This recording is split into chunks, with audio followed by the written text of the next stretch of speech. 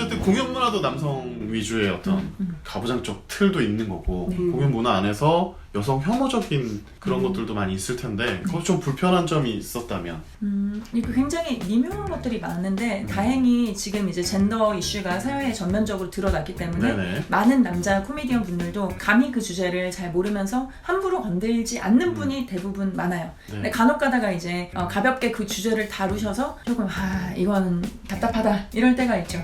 외국 스탠드업 방송들을 좀 봤어요. 근데 그중에 빌버라는 좀 유명한 남자 코미디언이 네. 있는데 그분이 이런 얘기를 하더라고요. 어디서 여자를 때릴 이유는 하나도 없다 이런 말을 하는데 그건 약간 틀린 말 같아.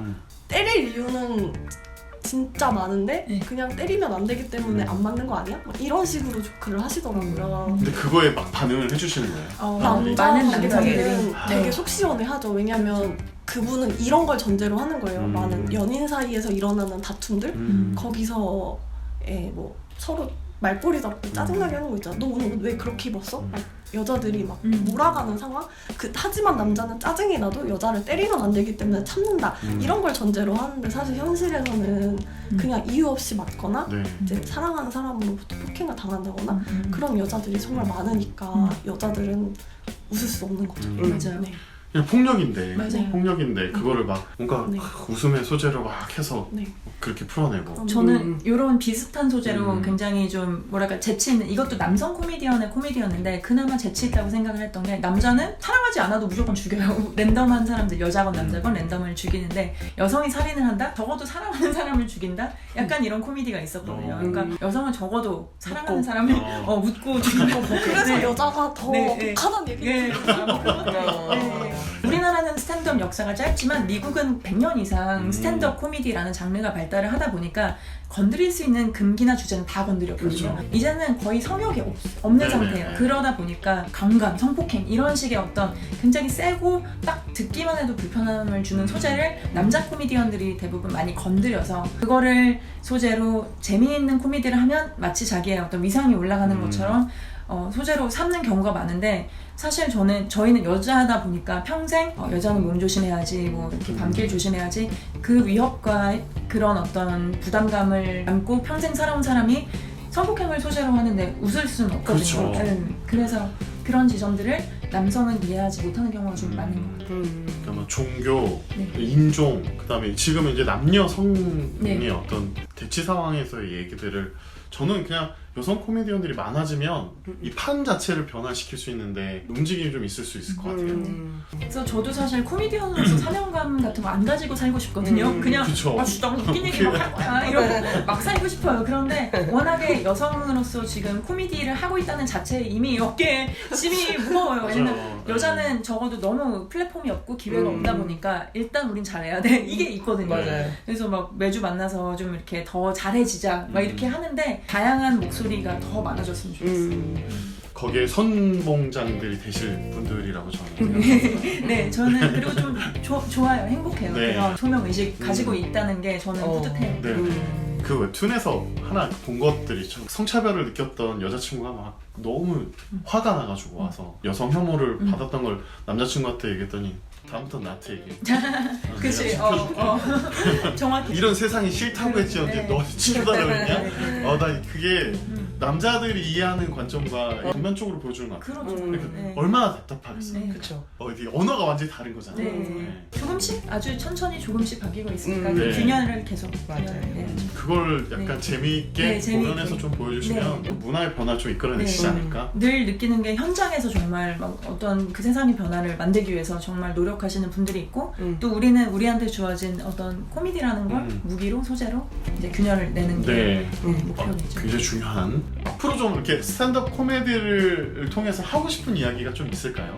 저는 화가 많이 나는데 저뿐만 아니라 한국이 너무 지금 숨 막히게 진짜 말 그대로 미세먼지 때문에 숨 막히고 살기가 힘들잖아요. 그런데 정말 답은 웃음밖에 없는 것 같아요. 이 상황에서 내일 당장 어떤 끔찍한 일이 일어날지도 모르고 내 인생도 보장된 것도 없고 막 불안하고 막연한데 그때 적어도 인생이 어차피 다 그래 어떡할 거야. 그러니까 이렇게 좀 웃는 계기가 많았으면 좋겠고 그런 웃음을 주는 진짜 엔터테이너로 성장해 나갔으면 좋겠어요. 저는. 네. 꽁트에 있을 때는 이제 계속 있던 거를 갖다가 쓸 수밖에 없는 그런 구조여가지고 이제 여성 혐오적인 게 계속 있을 수밖에 없게끔 계속 그렇게 흘러가요 뭔가.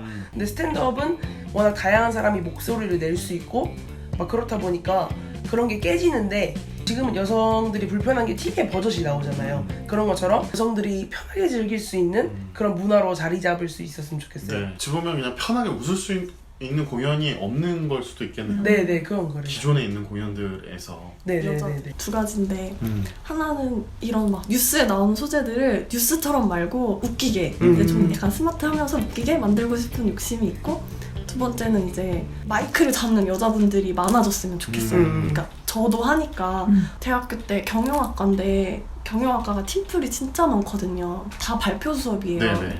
발표를 못해서 발표 안 하는 수업을 듣다가 저는 약간 장수생의 길로 빠진 그런 사연이 있었거든요. 네, 이렇게 너무 정말 놀라운 반전이네요. 네. 너무나 다양한 얘기를 해주셔서 네, 그 스탠드업을 이해하는 것도 굉장히 컸고 여성 코미디언으로서 겪었던 과정들에 대한 이야기도 많이 나눠주셨는데 공식 질문인데 나에게 코미디란 나의 코미디란 언젠가 분명하게 큰 무대에서 이런 질문을 네. MC에게 받게 되실 텐데 나에게 코미디란 코미디란 좀 거창하게 해도 되나요? 거창하게. 거창하게. 오글오글 준비하면 네.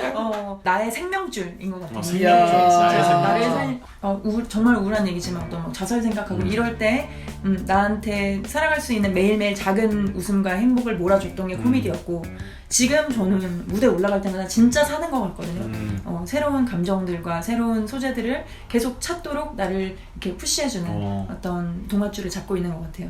그 느낌을 더 많은 여자분들, 더 많은 모든 사람들 느꼈으면 좋겠어요. 줄이 되고 밥줄도 굉장히 좋은데요?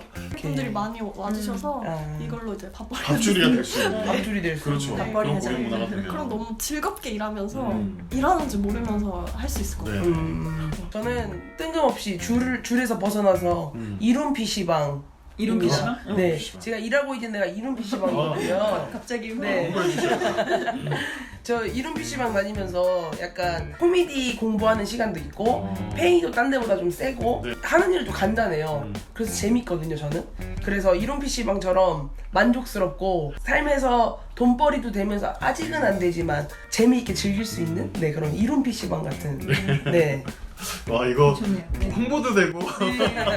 앞으로 계획 같은 것도 좀 얘기해 주시면 고민을 하고 있지만 관객을 만나고 저희도 무대에 서는 그 기회들을 더 만들어 나가야 되니까 매주 정기 공연을 이제는 해야 될 것 같아요. 네. 이거는 약속드릴 수 없는 부분이지만 저희가 힘들더라도 지금 다 각자 생업도 있고 매주 새로운 코미디 아니면 뭐 무대에 올라가는 게 쉽진 않지만 적어도 매주 관객을 만나는 그런 우리의 무대를 만들어야겠다 네. 그런 생각이고요. 저희 지금 단기 목표는 더 자주 관객을 만나는 거예요. 네. 네 이렇게 세 분 모시고 오늘 스탠드업 코미디에 대해서 쭉 이야기를 나눴는데 따뜻해지면서 같이 해보고 싶다는 생각들이 있어요. 그러니까 스탠드업 코미디가 우리나라에 정착되는 것도 있지만 좀 이렇게 연대하는 사람들이 많이 있으면 참 좋겠다는 생각들이 많이 드네요. 네, 아까 생명줄 얘기했는데 탯줄이 된 코미디의 어떤 스탠드업 코미디의 탯줄이 되셔서 같이 하는 사람들이 많이 모여줬으면 좋겠습니다. 네, TV 출연한 소감을 마지막으로 좀 인사하는 시간 가질까요? 이런 촬영이 처음이었는데요. 재밌고 편하게 잘 아, 네. 들어주셔서 막 그냥 친구들이랑 얘기하는 것처럼 재밌게 얘기하고 가고 언젠가 또 뭔가 새로운 뉴스가 업데이트돼서 다시 한번 나올 수 있어요. 그럼 너무 좋습니다. 네. 너무 좋 유머 컨텐츠에만 출연하다가 이런 테이블이 있고 이렇게 토크쇼는 또 처음이어가지고 막상 해보니까 또 그런 거랑은 느낌이 전혀 다르네요. 네네. 그래서 좀 처음엔 좀 어려웠는데 드디어 편해지기 시작하니까 끝이 나네요. 네, 네. 다음 편에서 뵙겠습니다. 꼭 다시 나누셔야겠습니다. 예. 네. 매주 만나서 코미디 얘기를 하지만 이렇게 어떤 모더레이터 진행자가 있고 같이 얘기를 하니까 더 마음 안에서 정리가 되면서 다시 한번 열정이 끌어오르는 거예요. 네, 이렇게 출연해 주셔서 너무 감사드리고 좀 뭐 안내만 좀 간단히 드리고 마치도록 하겠습니다. 저희 딸바TV 탐구생활은 매주 금요일 날 여러분들 찾아가고 있고요. 시청 소감이나 댓글, 좋아요, 하트, 구독 많이 눌러주세요. 소감이나 사연 출연 문의는 밑에 나가고 있는 자막으로 보내주시면 됩니다. 네, 저희가 앞으로 이벤트도 좀 많이 하고 이렇게 유명하신 셀럽들 뿐만 아니라 열심히 활동하고 계시는 분들 계속 조명해서 찾아가고 탐구하도록 하겠습니다. 다음 시간에도 핫한 성피셜 들고 또 찾아보도록 하겠습니다. 다음 시간에 만나요. 제발. 제발. 이거 이렇게 맞춰주시네.